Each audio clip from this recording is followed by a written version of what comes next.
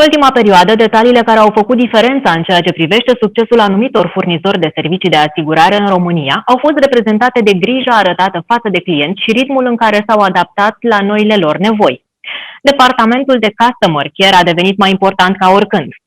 Alexandra Barbu, Customer Care Manager în cadrul MediHelp International, ne spune mai multe despre dezvoltarea acestui departament în cadrul companiei.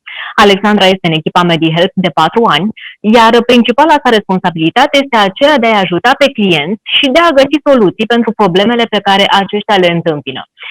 Bine te-am găsit, Alexandra! Bună, Oana!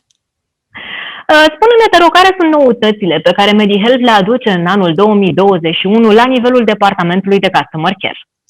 Printre noutățile cu care venim în sprijinul clienților anul acesta, aș vrea să menționez asistența în limba română non-stop, cardurile de plată care pot fi utilizate pentru acoperirea serviciilor medicale până la suma de 500 de euro, iar ca și funcționare aici, clientul trebuie să sune în Customer Care cu 48 de ore înainte de a avea investigațiile, iar după verificarea eligibilității costurilor, clienților li se încarcă suma corespunzătoare pe card. Ulterior, după accesarea serviciilor medicale, clienții trebuie să revină către noi cu raportul medical, factura fiscală și dovada că au achitat costurile în termen de 48 de ore de la efectuarea acestora. Iar aici aș vrea să mai menționez că și noutate, plata mai rapidă a cererilor de despăgubire, deoarece știm cât de important este pentru clienții care ne trimit cereri să intre în posesia sumelor într-un timp cât mai scurt. Bun, așa cum ne povestești tu, sună destul de simplu. Ce ar trebui să știe clienții și partenerii voștri despre activitatea departamentului Customer Care?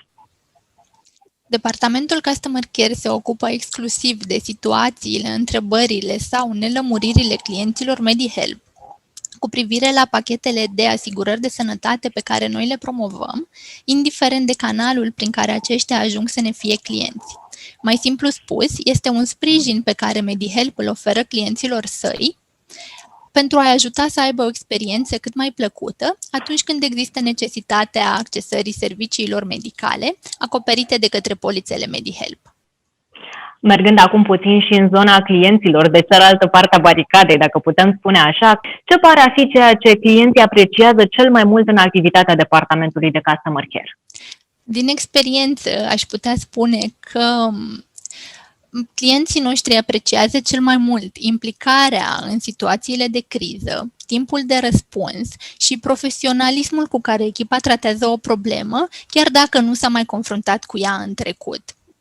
Aici nu trebuie să uităm faptul că, de cele mai multe ori, clienții aleg un produs sau un serviciu nu neapărat în funcție de prețul acestuia, ci mai degrabă în funcție de relația pe care o stabilesc cu cel de la care achiziționează serviciul.